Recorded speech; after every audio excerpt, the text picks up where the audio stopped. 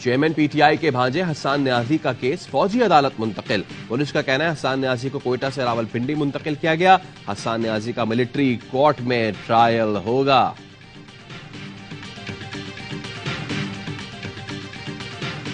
Sitting ہوئی، timing کا تو نہیں بتا سکتا کیونکہ میرے پاس گھڑی تھی نہیں۔ سیل سائز چھوٹا ہے، سہولیات جس طرح آپ کو پتا ہے سہولیات کا فقدان ہوتا ہی ہوتا ہے۔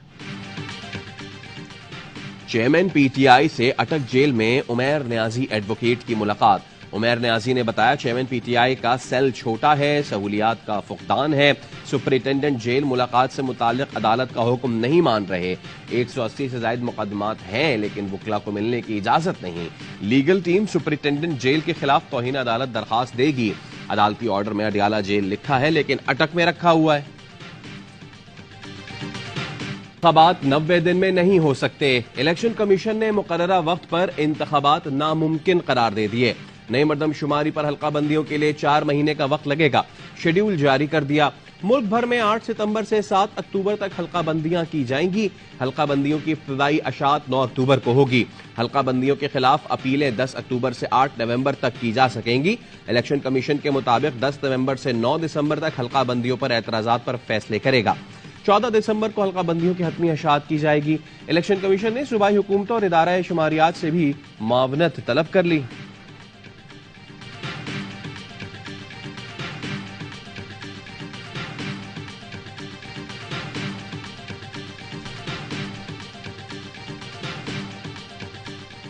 پاکستان پیپلز پارٹی کا یہ موقف ہے کہ 90 دن کے اندر کانسٹیٹیوشن میں جو ہے الیکشنز ہونے چاہیے۔ ڈی لمیٹیشن آپ الیکشن کے بعد بھی کر سکتے ہیں، ضروری نہیں کہ اس کے لیے آپ الیکشن کو ملتوی کریں۔ کچھ دال میں کچھ کالا نظر آ رہا ہے۔ People's Party, P T I, Jamaat Islami اور استحکام پارٹی نے الیکشن کمیشن کا شیڈیول مسترد کر دیا۔ فیصل کریم کنڈی کہتے ہیں حلقہ بندیوں کے بعد ہی الیکشن کرانا ہے تو دال میں کچھ کالا ہے۔ پیپلز پارٹی الیکشن کمیشن کے حلقہ بندیوں کے فیصلے کو نہیں مانتی۔ الیکشن میں تاخیر ہوگی تو ہم عدالت جائیں گے۔ پی ٹی آئی کا سی سی آئی کے فیصلوں کو آج سپریم کورٹ میں چیلنج کرنے کا اعلان۔ ترجمان پی ٹی آئی کا کہنا ہے الیکشن کمیشن کا شیڈیول بدنیتی پر مبنی اور آئین سے انحراف ہے۔ آئین دو ٹوک انداز میں 90 دن میں انتخابات کا پابند بناتا ہے۔ سراج الحق نے کہا الیکشن کمیشن ہر حال میں آئین کی پاسداری کرے، 90 دن میں شفاف انتخابات کا انعقاد یقینی بنائے۔ فردوس عاشق آوان بولی الیکشن کمیشن نے جو وقت دیا ہے دال میں کچھ کالا لگتا ہے۔ نگراں کابینہ میں ہمیں مخصوص جماعتوں کی چھاپ نظر آ رہی ہے۔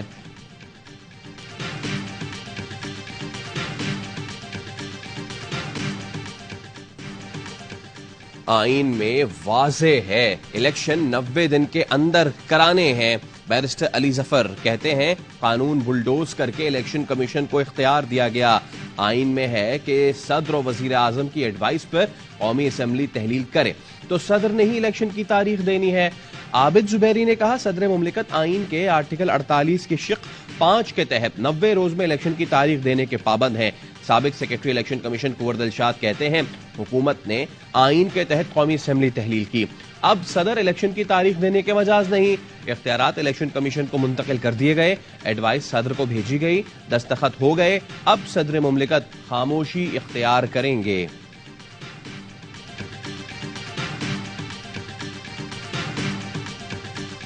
نگراں وفاقی کابینہ نے حلف اٹھا لیا۔ صدر مملکت عارف علوی نے وزراء سے حلف لیا۔ شمشاد اختر نگراں وزیر خزانہ، سرفراز بگٹی داخلہ، مرتضی سولنگی نے اطلاعات و نشریات کا قلمدان سنبھال لیا۔ جلیل عباس جیلانی وزیر خارجہ، لیفٹیننٹ جنرل ریٹائرڈ انور علی حیدر نگراں وزیر دفاع بن گئے۔ مدد علی سندھی تعلیم، ڈاکٹر ندیم جان صحت کے وزیر مقرر۔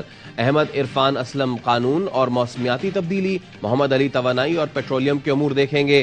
صنعت کار اعجاز گوہر کو تجارت، ڈاکٹر عمر شیف کو آئی ٹی کا قلمدان دے دیا گیا۔ شاہد اشرف تارڑ مواصلات، Sami Saeed planning and development, Khalil George انسانی حقوق، انیق احمد مذہبی امور اور جمال شاہ نے ثقافت کا قلمدان سنبھال لیا۔ انوار الحق کاکڑ نے اپنی ٹیم میں 9 مشیروں اور معاونین خصوصی کو بھی لے لیا۔ Ahmed Cheema, air marshal retired Farhat Hussain, Mishal Malik, Jawad Sohrab Malik, vice admiral retired Iftikhar Rao, Wasi Shah, doctor Jahanzeb Khan اور سیدہ عارفہ زہرا شامل۔ نگراں وزیر اعظم نے کابینہ کا پہلا اجلاس آج طلب کر لیا۔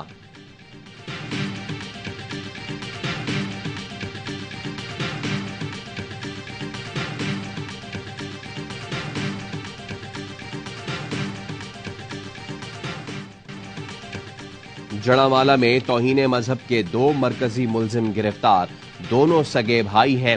ملزمان واقعے کے فوراً بعد گجرانوالہ فرار ہو گئے تھے۔ جلاؤ گھیراؤ کا مرکزی ملزم بھی پکڑا گیا۔ مسجد سے اعلان کر کے لوگوں کو اشتعال دلایا، گرجا گھر پر حملے کے لیے اکسایا۔ واقعے کا مقدمہ درج، دہشت گردی، اقدام قتل، مزاحمت، توہین مذہب سمیت 18 دفعات شامل۔ نامزد 29 ملزمان سمیت گرفتار 128 ملزمان کا 2 روزہ جسمانی ریمانڈ ہفتے کو دوبارہ عدالت میں پیش کیا جائے گا۔ آئی جی پنجاب عثمان انور کہتے ہیں پولیس نے 24 گھنٹے میں مرکزی ملزمان کو حراست میں لیا۔ علماء کرام آج یوم امن کا اعلان کریں۔ علماء کرام کے شکر گزار ہیں جنہوں نے اشتعال کو روکا اور پورے پنجاب میں امن رہا۔ قرآن پاک کی بے حرمتی اور اقلیتوں پر ظلم کے ملزمان کو کیفر کردار تک پہنچائیں گے۔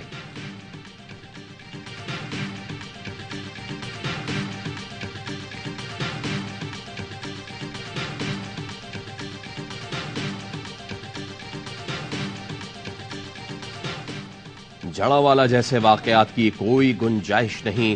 آرمی چیف نے جڑاوالا سانحے کو افسوسناک اور ناقابل برداشت قرار دے دیا۔ جنرل عاصم منیر نے کہا اقلیتوں کے خلاف عدم برداشت اور انتہا پسندی کی گنجائش نہیں۔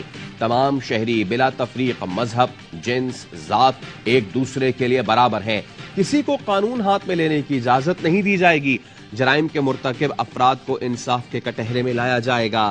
جنرل عاصم منیر نے آئی پی آر انٹرنشپ پروگرام کے شرکاء سے خطاب میں کہا نوجوان پاکستان کا مستقبل ہیں، ملک کی ترقی، خوشحالی اور امن میں اہم کردار ادا کر سکتے ہیں۔ نوجوانوں کے لیے ضروری ہے آدھے سچ، جھوٹ، غلط معلومات میں فرق کو سمجھیں۔ آرمی چیف کا قومی ترقی میں نوجوانوں کے کردار پر زور۔ پروگرام کو کامیابی سے مکمل کرنے پر نوجوان انٹرنیز کو سراہا۔ انٹرنشپ پروگرام میں مختلف جامعات کے 370 سے زائد طلباء نے شرکت کی۔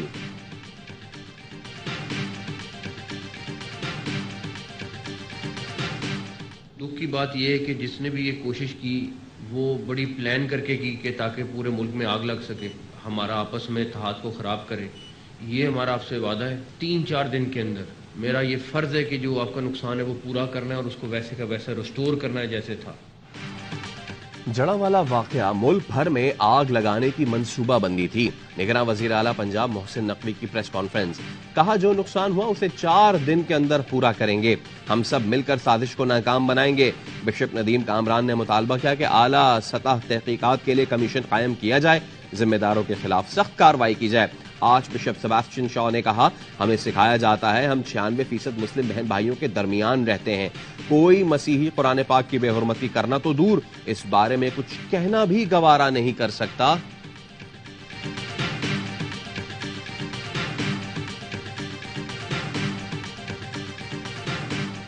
سب سے بڑا چیلنج مذہبی یگانگت پیدا کی جائے، یہ چرچز کو جلا دینا، یہ کیا کسی مسلمان کا عمل ہو سکتا ہے؟ نہیں ہو سکتا۔ قوت نافذہ کے ذریعے ان مسائل کو روکا جائے۔ گرجا گھروں کو جلانا مسلمانوں کا عمل نہیں ہو سکتا۔ نگراں وزیر مذہبی امور انیق احمد کی ARY نیوز سے گفتگو، کہا سب سے بڑا چیلنج تو مذہبی ہم آہنگی ہے، قتل و غارت کا دین سے کوئی تعلق نہیں، اسلام امن کی بات کرتا ہے۔ علامہ طاہر اشرفی نے کہا ہم جڑاوالا واقعے پر شرمندہ ہیں، معافی مانگتے ہیں، حکومت اس واقعے میں ہونے والے نقصان کو پورا کرے۔ چیئرمین اسلامی نظریاتی کونسل قبلہ ایاز کا شرپسند عناصر کے خلاف بلا تفریق کارروائی کا مطالبہ، کہا اسلام عبادت گاہوں اور مذہبی شاعر کے احترام کا درس دیتا ہے۔ مفتی منیب الرحمان بولے جڑاوالا واقعے کے ذمہ دار ملک و ملت کے دشمن ہیں، حکومت متاثرین کے نقصانات کی تلافی کرے۔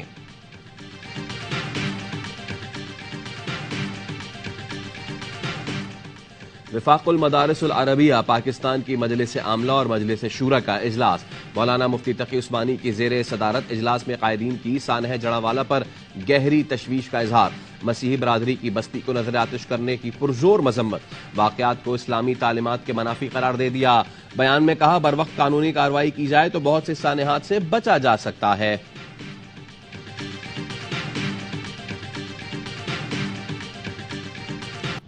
Anybody held in detention should be affronted human rights consistent with international law, and that continues to be the case here. I will let Pakistan speak about any other details as it relates to Imran Khan's case. Pakistani شراکت دار قیدیوں کے انسانی حقوق کا احترام کریں، chairman Tehreek Insaf کے معاملے میں بھی یہی پیغام ہے۔ چیئرمین پی ٹی آئی کے حوالے سے مزید بات پاکستانی شراکت دار کر سکتے ہیں۔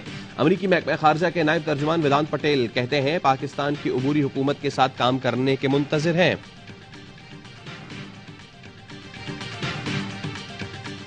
جسٹس مقبول باقر، سچ کے دل سے حلف اٹھاتا ہوں کہ میں خلوص نیت سے پاکستان کا حامی اور وفادار رہوں گا۔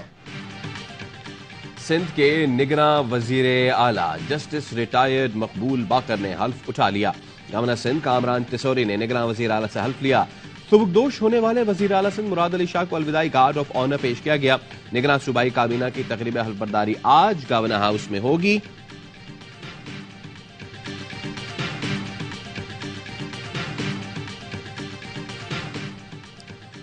بلوچستان کا نگراں وزیر اعلیٰ کون ہوگا؟ اسپیکر کی سربراہی میں پارلیمانی کمیٹی فیصلہ کرے گی۔ ناموں پر بلوچستان عوامی پارٹی میں اختلافات۔ صوبائی صدر صالح بھوٹانی نے وزیر اعلیٰ کے پیش کردہ علی حسن بروہی کے نام پر اعتراض کر دیا۔ کہتے ہیں وزیر اعلیٰ نے مشاورت نہیں کی، پارلیمانی کمیٹی کے پاس آج کا دن ہے، فیصلہ نہ ہو سکا تو معاملہ الیکشن کمیشن کے پاس جائے گا۔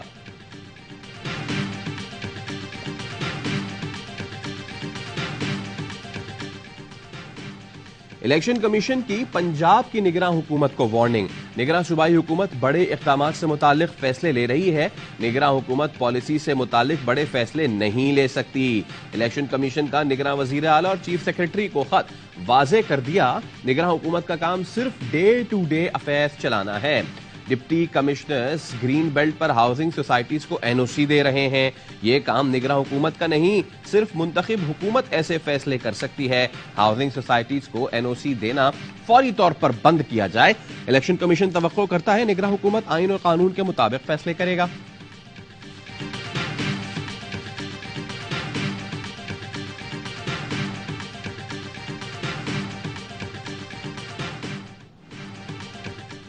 چیف جسٹس پاکستان عمر عطا بندیال سے چیف الیکشن کمشنر سکندر سلطان راجہ کی ملاقات۔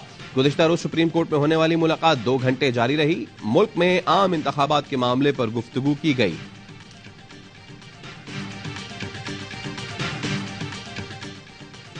سربراہ پاک فضائیہ ظہیر احمد بابر سدھو سے امریکی سفیر ڈونلڈ بلوم کی ملاقات۔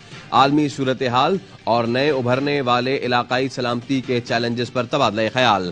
ہوا بازی اور دفاعی شعبہ جات میں باہمی تعاون کو فروغ دینے پر اتفاق۔ ایئر چیف نے کہا پاکستان امریکہ کے ساتھ سفارتی، اقتصادی، دفاعی تعلقات کو اہمیت دیتا ہے۔ امریکی سفیر کی تربیتی شعبے کو مزید تقویت دینے کے لیے کردار ادا کرنے کی یقین دہانی۔ پاک فضائیہ کی پیشہ ورانہ مہارت کو سراہا۔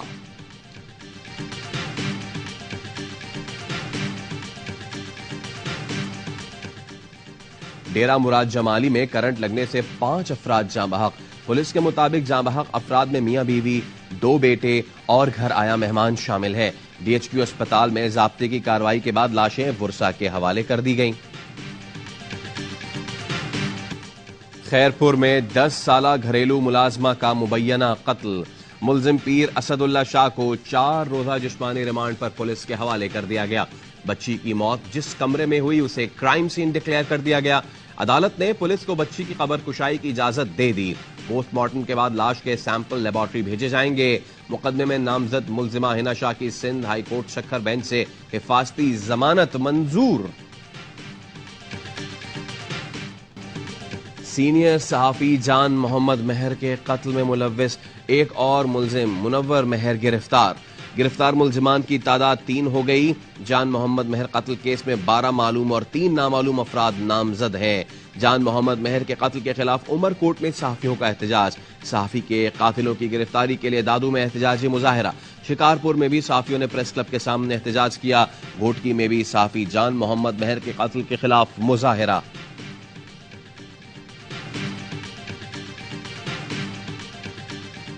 گراؤنڈ ریالٹی یہ ہے نا کہ آپ گٹر کے ڈھکن لگاتے ہیں، وہ ہیروئن چی آتا ہے اٹھا کے لے جاتا ہے، اور ہم شہری ویڈیو بناتے ہیں اور کوئی فیس بک پہ ڈالتا ہے، کوئی واٹس ایپ گروپوں پہ ڈالتا ہے، کوئی ٹویٹر پہ ڈالتا ہے۔ بھائی کوئی 15 کال کر لو، کوئی خود اس کو روک لو یار کہ یہ نہ کرو، لیکن ایسا نہیں ہوتا۔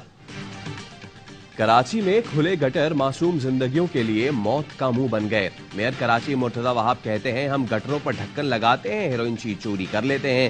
شہریوں کو چاہیے صرف ویڈیو نہ بنائیں، پولیس کو چوری کی اطلاع بھی دیں۔ گڈاب ٹاؤن میں بچے کی موت کے بعد ڈپٹی میئر نے آج سے پورے کراچی میں گٹر کے ڈھکن لگانے کا وعدہ کر لیا۔ AY نیوز سے گفتگو میں کہا صبح سے کام شروع کر دیں گے, 1 مہینے میں کھلے مین ہالز بند کر دیں گے.